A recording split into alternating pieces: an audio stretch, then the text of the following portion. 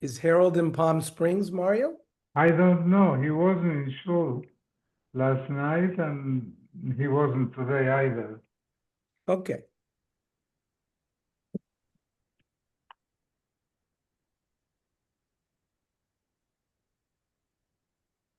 We are on Lamed Hay, 35. Mm-hmm. So we described that Erev Pesach, hundreds of thousands of people came to the Beis HaMikdash. They shechted the Korban Pesach. There was blood all over the floor. It was received in a kli, but maybe some blood spilled. So in order to make sure, according to Rabbi Yehuda, they would take one kos, even though it was mixture, to make sure they throw it on the Mizbeach, because we learned if blood spills on the floor, you can always recover it. So they asked Rabbi Yehuda, how do you know it was miskabel b'kli? Maybe it's shechted directly, and that's not good enough. It's got to be spilled from a kli. You can't resuscitate it if it was not received in a kli. So he agrees. Afani lo amarti elakishin is kabel b'kli. So the Gemara says, "V'hu gufa mino yodeh." How does he know? So he says, Kohanim is reason. You know what? Kohanim do everything with alacrity. They do things carefully. And we don't assume that the Kohanim made a mistake.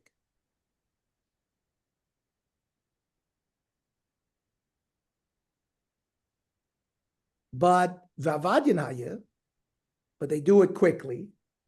V'mishtapchim, but the blood spills. And that's why there's blood on the floor. Freit the Gemara Valodama Tamsis, right? The Dama Nefesh, which is the spurting blood, that's the main blood that has to be received. The blood that oozes out, that's called Dama Tamsis, is not good. And it's Mu'urvbo. And some of that blood is probably on the floor. And you cannot do zrika of a mixture of Dama Nefesh and Dama Tamsis.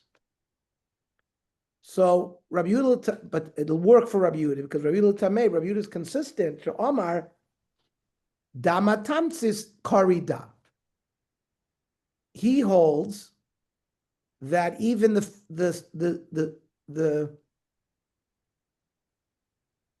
slowly dripping blood, this tamsis, is considered dam. The Tanya, Dama Tamsis. Let's say somebody eats, you're not allowed to eat blood on a penalty of kores. But that's Dama Nefesh. What about Dama Tamsis? That's Bazora. The Tanakama holds you get Malchus, but no kores. Rabbi Yehuda bekores. Rabbi Yehuda says that if you eat Dama Tamsis, it's also bekores. So the Gemara has no problem now if there's a mixture of Dama Tamsis with the Dama Nefesh that he picks up with the cup from the floor, because it's also considered Dam. Ask the Gemara of Amr Abelezer, Moed Rabbi Yehuda Linyan Kapora, Eina Mechaper.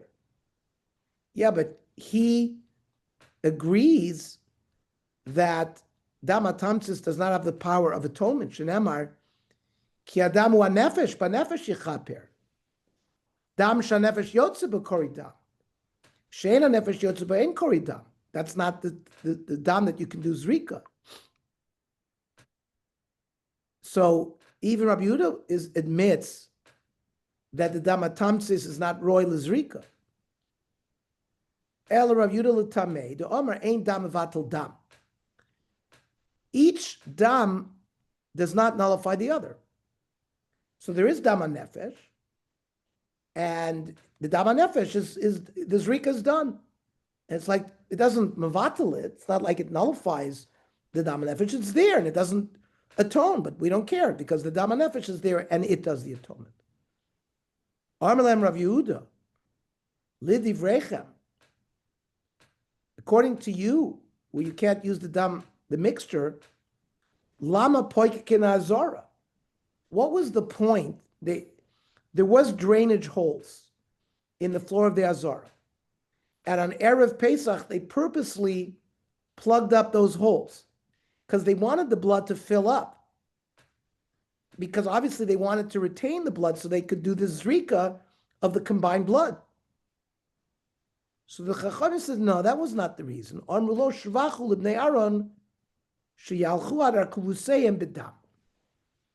It was a praise to the Kohanim that they would sort of be wading in the blood up to their knees.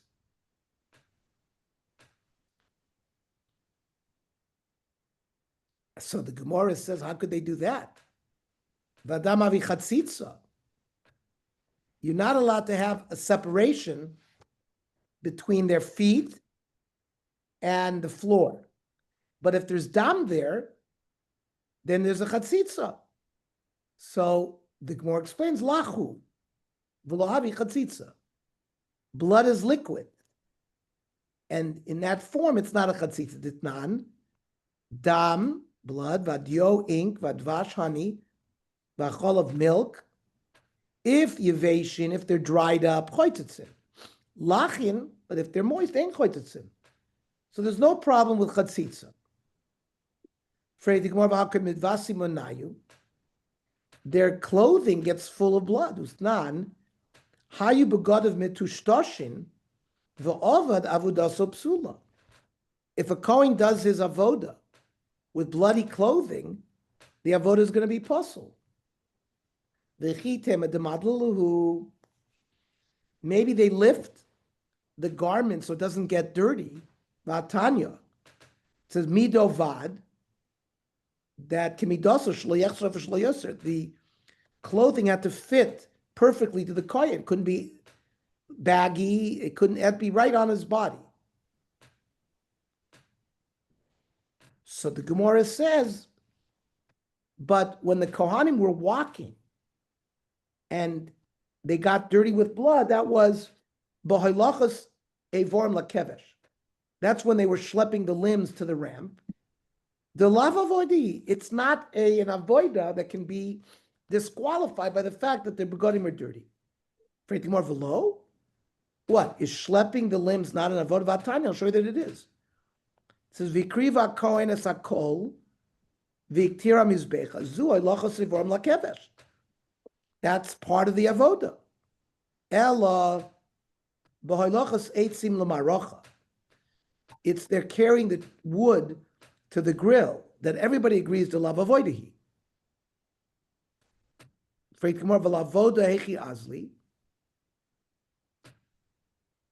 Well, if the other parts of the avoda, like the zrika and the hoilacha to the zrika, etc., couldn't be done with dirty, bloody clothing, how did they walk around? So the Gemara says, Azli ayat Stevie. There were elevations in the floor where the dam didn't get up to that height.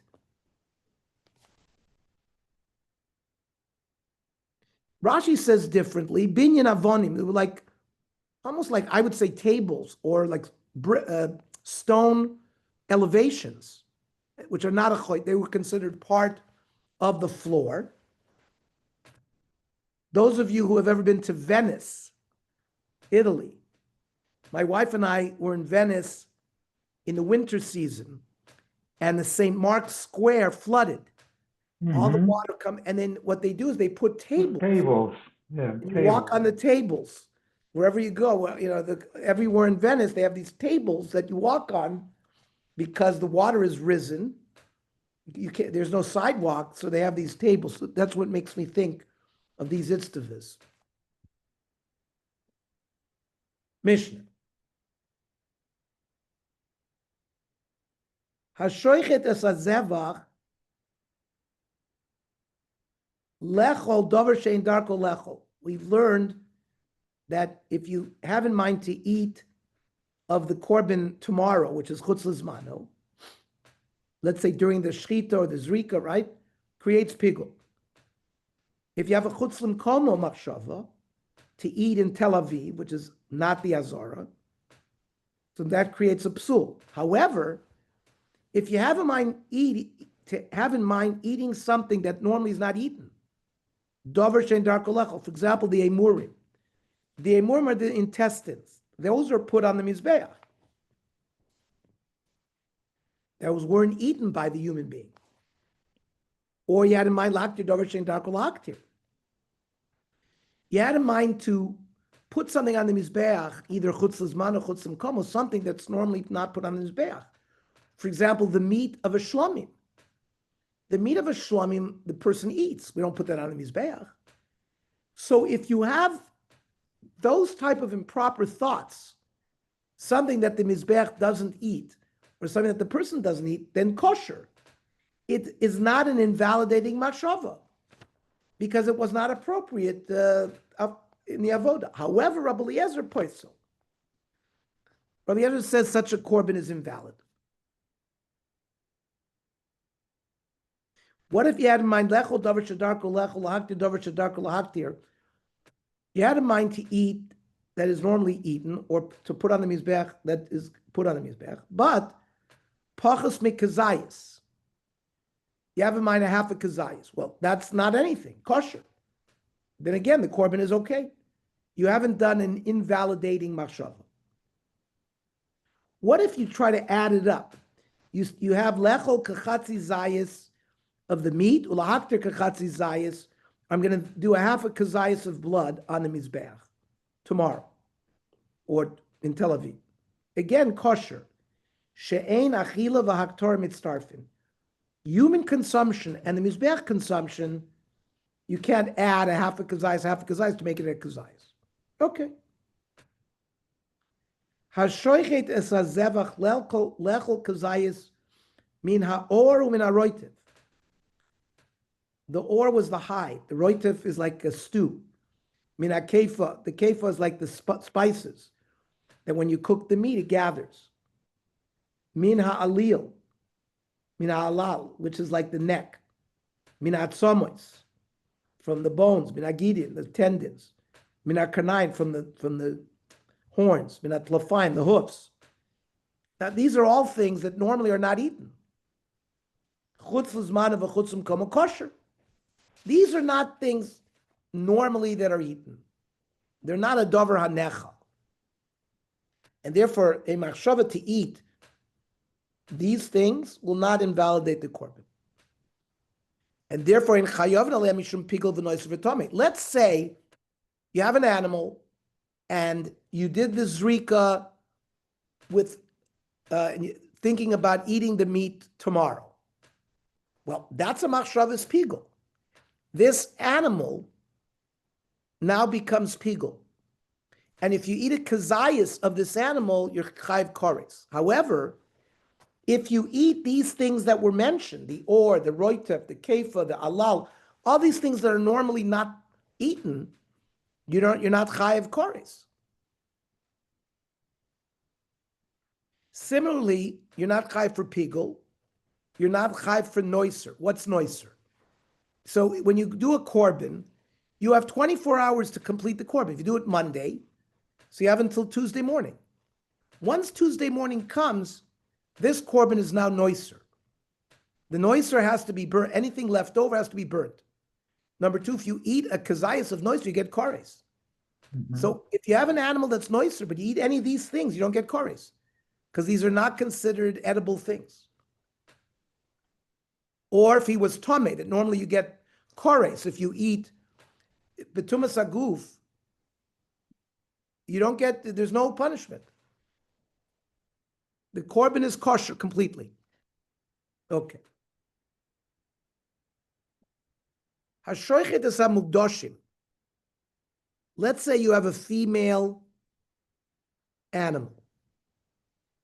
Lechol shlil o shilyon. You have in mind that you want to eat the fetus or its placenta bachutz.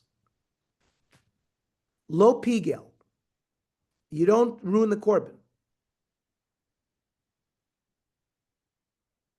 because it's not considered part of the korban. It's not the meat of the korban. It's the same thing. These are things that are not considered the edible portion of the korban. Hamoilek es hatoirin. You do malika. Malika Instead of shchitas, you used your thumbnail at the back of the neck of the bird, and that's how you killed the bird. And at the time of the malika, you have in mind lechol beitzeyan, to eat of its eggs that are inside the bird. And you have in mind bachutz lo pigel. The beitzim are not considered part of the body of the bird.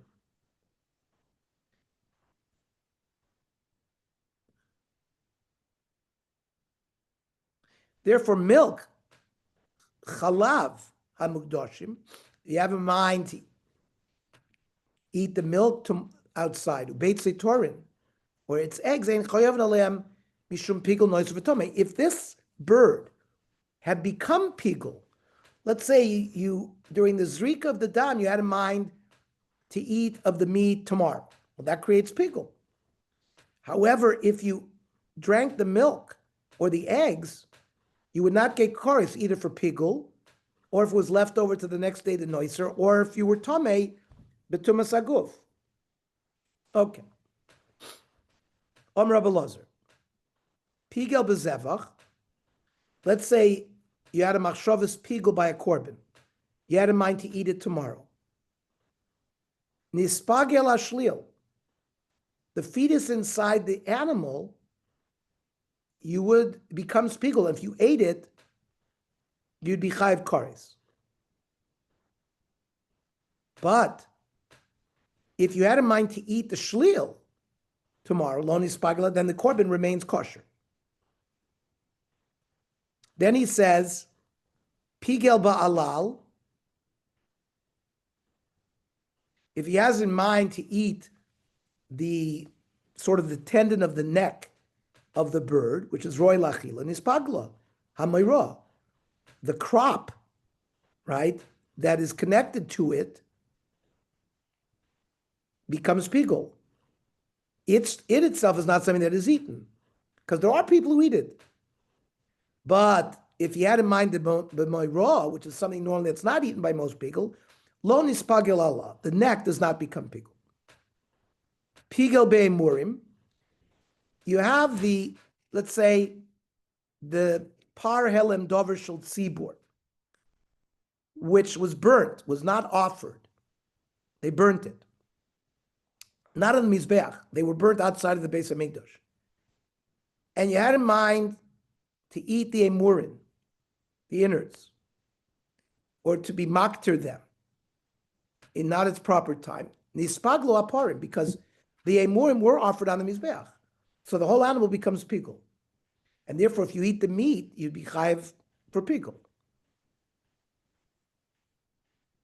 But let's say you had in mind to eat the meat of that par, chutz lizmano, then there's no pigel. Because those animals were completely burnt. Nobody ate it, nobody burnt it. So, lo nispaglo emurim. So, lema messiahling. So, let us say that the following supports what we just said. V'shavim she'im chishev, if you had in mind a chutz lizmano machshava, b'achilas parim, uv'sreifason, one of these parim that are burned, lo asav lo klum, because these parim are not eaten, and a machshavas pigol is normally only b'achila v'aktor, and this whole thing is burnt. My love, isn't it correct that ha chishev be'emurim? But if he had in mind that he was going to offer the emurim chutz lizmano, that's nispaglu parim, and that would be like Rebbe Lozer. What's his low? Ha chishev be'emurim, you can say that if he had in mind to offer the emurim on the mizbech tomorrow, then nispaglu emurim atzman. Then the emurim themselves, if you ate them, became pugel. But the meat of the par will not be mispagel because that's never eaten. Toshma, I'll bring you another source. Porim nisrafim. These were the par helam dover shel tzibur, that if the tzibur made a mistake, the basin made a mistake, and you have to bring a par, was completely burned. Useir man nisrafim moyalin bahem. somebody who benefits from them, Yechayiv mishum me'ila. When? Mishahugdashu. When they were sanctified as korbanos. Nishchetu, once they're shechted, huchshru liposel b'tvuya. Somebody who touched a sheretz or nevela, and they went to the mikvah, so he's a tvuyam. If he touches kodshim, he puzzles it. But it's only once they're shechted. Mm-hmm. Or the mechusar kippurim. Let's say it's like a metzora or a yoledes or a zava who need to bring korbanos on the 8th day. So the shechita, if somebody who's mechusar kippurim touches them, also they can puzzle it. Or belina. If the next morning came and they hadn't finished, it's also puzzle. Now what's left over? My lavlina's basar, that even the meat will become puzzle belina. Ushmamina, migu de puzzle belina, puzzle bog machshava. Just like leaving it over will puzzle it, so too a machshava of lina will puzzle it. And there would be a din pigul like Rabbi Lazar. Lo. No, we can't say that. It's linas emurim. The emurim were left over because that's what you actually have to put on the mizbech. Nothing else is put on the mizbech from the param on his front except the emurim. And the machshavas pig will only affect the emurim. Diktani seifa kulan moyalin bayam al beis. It says at the end of that Mishnah that everyone is chayv me'ilah when you bring the animal to the place where you burnt it. It remains hegdish until atshiyuta chabasar, until the meat has been burnt completely. Which implies michlal dereisha belina's basar. We're not talking about the emor, we're talking about the meat. Who says that they're going to need the area? Hakiti, Savakiti, each case is different. Reisha, the first case which we were dealing with is b'emor. The seifa is b'basar. Moisif Rava. So Rava asked the question, Rabbi Lazar. Ve'elu ein shein mefaglin ve'mispaglin. The following, you can't have a machshavas pigul, and if the animal is pigul, when you eat it, you're not chayv kares. Tsemer sheberoshe kvasim, the hair on the heads of these sheep. Seyar shebezoken tyoshim, the billy goat's beard. V'ha'or, the hide. V'aroitif, the stew. V'akifa, the seasonings. V'alal, the neck tendon. V'amoira, the crop. V'atzomes, the bones. V'agidin, the tendons, the sinews. V'akronayim, the horns. V'atlafayim, the hoofs. V'ashlil, the fetus. V'ashilia, the placenta. V'chalev v'amugdashim, the milk. U'beitz toirin kulan lo mefaglin v'lo mispaglin. These are not considered edible portions, and therefore having in mind to eat these things doesn't create pigul. And if the animal is righteous pigul and you eat these things, you don't get kares. Vein chayav la mishum pigul noiser tame. Neither noiser tame applies. The amale man b'chutz. If you offer any of these things on an external mizbech, you're not chayav anything potter, because these things are not normally placed on the mizbech. And my love, lo mefaglim zevach, they don't create the korban itself to become pigul if they had in mind chutz lizmanu. And they also, lo mispaglim machma zevach, they don't become an item of pigul that to eat it you get kares. And it includes even the shlil of the shila, which is not like Rabbi Lazar, who said that the zevach is mefagel, the shlil and the sholil. So the Gemara pushes that away. Lo, shalom mefaglim es hazevach, lo mefaglim es hazevach, lo mispaglim machmas atzma. That means if you had in mind to eat them, chutz lizmano, they don't create pigul for the korban, and you don't get kares for eating them. But the zevach, if the zevach itself becomes pigul through normal pigul methodology, then eating them, you would get kares. If that's correct, hadiktani seifa, kulan lo mefaglim v'lo mispaglim. What do you need that for? Sulamali. It must be that they're not mispagel even when the corn becomes pigel. So Rabbi Eliezer would say, Ula tameich. Why does it say again, Ein chayav ela mishum pigel? Hasulamli, it's been repeated 2-3 times as well. Ella, it's not a chidush. I did the boy lemisni, noiser v'tome tana pigel. It was pigel noiser v'tome is like the Three Stooges. They come as a package. Pigel noiser v'tome. Don't be medayik that it said pigel a third time. It's because stylistically the editor of the Mishnah wanted to include all three. Hachanami, I did the boy lemisni, malim bachutz tananami v'kulam lo mafaglim lo mispaglim. So you can't be medayik, says the Gemara, from what sort of a stylistic methodology of the editor of the Mishnah. Rava Amar Afanana Mitanina. I'm going to show that our Mishnah holds like Rabbi Eliezer. It says Ashoichet es mugdashim. You shecht a female korban that's pregnant, and you have in mind lechol shlil or shilya b'chutz lo pigel. If you have in mind to eat it outside, there's no pigel. V'amoylek is a term lechol beitzeh b'chutz lo pigel. If you did malika for a bird to eat its eggs outside, there's no pigel. V'hodar tani, and it repeats chalev ha'mugdashim u'beitzeh torim again. Ein chayav alem mishum pigel nois v'tomei. Hashlil v'shilya. So maybe the chalev and the beitzim, no. But it implies that the fetus and the placenta chayavin. Elalav shmina. It's kan machmas zevach that became pigel. Versus kan machmas atzman. That if you thought about them chutz l'zman, it doesn't create pigel. But if the animal is pigel and you ate them, you would get kares. Shmami, no, that's a good raya. And we paskin that way, like Rabbi Eliezer, and the diuk of Rabba from this Mishnah. Okay, very technical analysis here. Tanan also. We learned certain korbanos that are puzzle, that if you already put them up on the Mizbeach, you don't take them down. One of them was Bali Mumin. That you do take them down. And Rabbi Kiva Machshem Bali Mumin.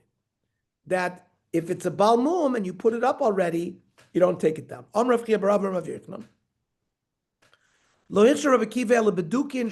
It's a very minor mum, like a cataract in the eye, which you can't recognize that it's a mum. It's not like it's missing a leg. If it's an obvious mum externally, even Rabbi Kiva would hold that you'd have to take it off the mizbech. But if it's a mum that you can't really tell, you could leave it there. Why? Hoil v'ksherim be'oifos.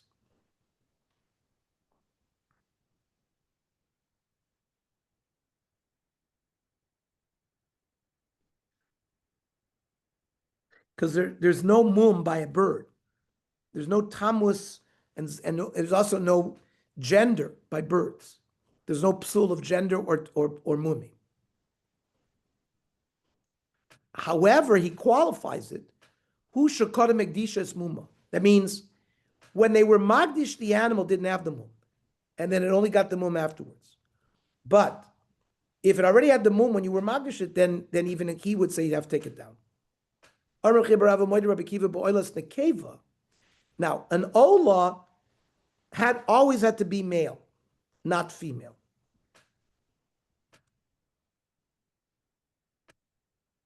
So Rabbi Kiva said, if you offered a female ola,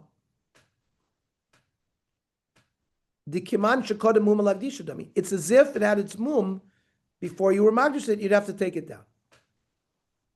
Masif Rav Zeir. Hamale mehen, if you put on the fetus bachutz potter, because it would not. There's no shchutei chutz for an uber, because it's not offered on the mizbech inside. Hami iman chayiv, but if you offered meat of its mother bachutz, you would be chayiv. Hechi mishkachas lo. It's got to be bo'olas nekeva. It's got to be an animal that's a nekeva. Now, a shlomim could be a nekeva. Iyam Rabbi Shmuel Ksav Rabbi Kiva Boilus Nekeva Shemosa Lo Say Raid. If Rabbi Kiva holds that by a female Ola, if it goes up, you don't take it down, Hamani Rabbi Kiva. But Eli Iyamrit Im also say raid. But if you say that such an Olas Nekeva would have to be taken down, then who would say that you're chayav for bringing up on the Mizbeach Bachutz? Hamani. So Ema Hamalet Mehen Bachutz Potter. It's bringing up the fetus. Ha im me'emuri imon chayiv. But if you bring up, for example, the emurim, now the emurim of the mother is offered. The meat is eaten, but the emurim are offered on the Mizbeach. That could work even by a chatas or a shlomim. And that could be brought by a nekeva. A chatas and a shlomim could be female. And their emurim are mokter al Mizbeach. Freik dimar v'ha mehen ktoni. Mehen implies it's basar. The iman dum yedidu. Where you think that we're talking about putting up the meat. Ela ema, you have to amend and say amala me'murein b'chutz potter. Ha me'mure iman chay.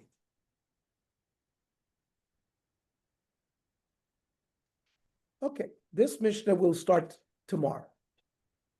Tomorrow, 7 o'clock, Daf Yomi, and in Navi Shir, we're going to start Sefer Esther tomorrow, 8 o'clock. We announced it in shul, by the way. Oh, good. I announced it at Yavna too. We have some new people that, do you have Michael Volk's email? I'm going to send you Michael, but maybe you'll send him all the information of how to sign in. Okay, Mario? Okay, all right. Thank you. Thank you. Good night. Bye, everybody. George, talk to you. Good night, everybody. Good night. Buenas noches, don Mario.